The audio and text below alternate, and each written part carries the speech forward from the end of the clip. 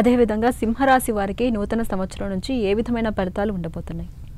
సింహరాశి వారికి శ్రీ విశ్వావసునామ సంవత్సరం చిలకమర్తి పంచాంగరీత్యా ఈ రకమైనటువంటి గ్రహస్థితి ఉంది.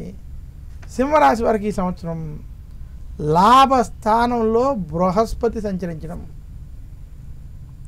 సింహరాశి వారికి ఈ సంవత్సరం అష్టమ స్థానంలో శని యొక్క సంచారం, ఇంకా సింహరాశి వారికి ఈ సంవత్సరం జన్మకేతు కలత్ర రాహు ప్రభావం చేత సింహరాశి వారికి ఈ సంవత్సరం అసలు అనుకూలంగా లేదు, అంత ఇదిగా లేదనేటువంటి విషయాన్ని మనం సూచిస్తున్నాం.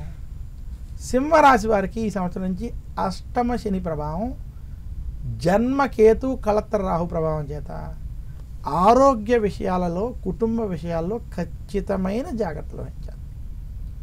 సింహరాశి వారు ఆరోగ్యాన్ని అశ్రద్ధ చెయ్యొద్దు. కుటుంబంలో ఉన్నటువంటి వారి ఆరోగ్య విషయాల్లో కూడా చాలా జాగ్రత్తలు మీరు వహించాలి. అనుకోని హాస్పిటల్ ఖర్చులు వంటివి ఈ సంవత్సరం మీకు ఇబ్బంది పెట్టేటువంటి స్థితి స్పష్టంగా కనపడుతుంది. అలాగే సింహరాశి వారికి జన్మకేతు కలత్ర రాహు వల్ల మీకు కుటుంబంలో ఎవరో ఒకరితో గొడవలు అయ్యేటువంటి స్థితి, లేదా మీ స్నేహితులతోటి లేదా వృత్తి చేసుకునేటువంటి వృత్తి వ్యాపారాల్లో కూడా గొడవలు అయ్యేటువంటి పరిస్థితి ఉంది. సింహరాశి వారు మూర్ఖపు నిర్ణయాలు, ఆవేశపూరిత నిర్ణయాలకి దూరంగా ఉండాల్సినటువంటి సంవత్సరం శ్రీ విశ్వావసునామ సంవత్సరం.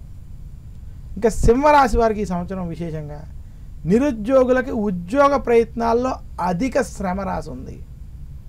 అలాగే ఉద్యోగస్తులకు ఉద్యోగంలో ఒత్తిళ్ళు, రాజకీయ భయాలు, ఉద్యోగం ఉంటుందో లేదో అనేటువంటి భయాలు కూడా, అపోహలు కూడా ఎక్కువ అధికంగా ఉంటాయి.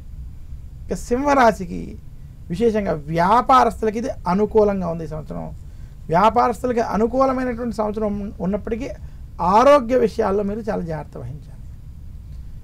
ఇంకా సింహరాశి రైతాంగం, సినీ రంగం, మీడియా రంగం వంటి రంగాల్లో ఉన్నటువంటి వారికి మధ్యస్థ నుండి చెడు ఫలితాలు కొంచెం అధికంగా ఉన్నాయి. సింహరాశి స్త్రీలు కుటుంబ విషయాల్లో ఖచ్చితమైన జాగ్రత్తలు వహించమని సూచిస్తున్నాను. గొడవలకి దూరంగా ఉండాలి, ప్రశాంతంగా ఉండేటువంటి ప్రయత్నం చేయాలి. మొత్తం మీద సింహరాశి వారికి ఈ సంవత్సరం మధ్యస్థ నుండి చెడు ఫలితాలు కొంచెం అధికంగా ఉన్నాయి. సింహరాశి వారి ఈ సంవత్సరం మరింత శుభ ఫలితాలు మీరు పొందాలి.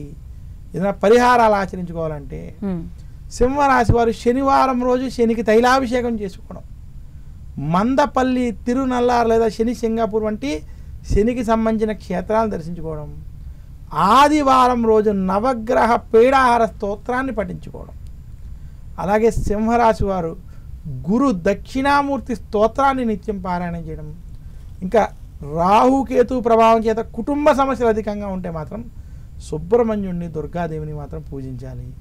ఈ రకమైన పరిహారాలు మీరు కనుక ఈ సంవత్సరంలో పాటించినట్లయితే కొంత శుభ ఫలితాలు మీరు పొందగలరు.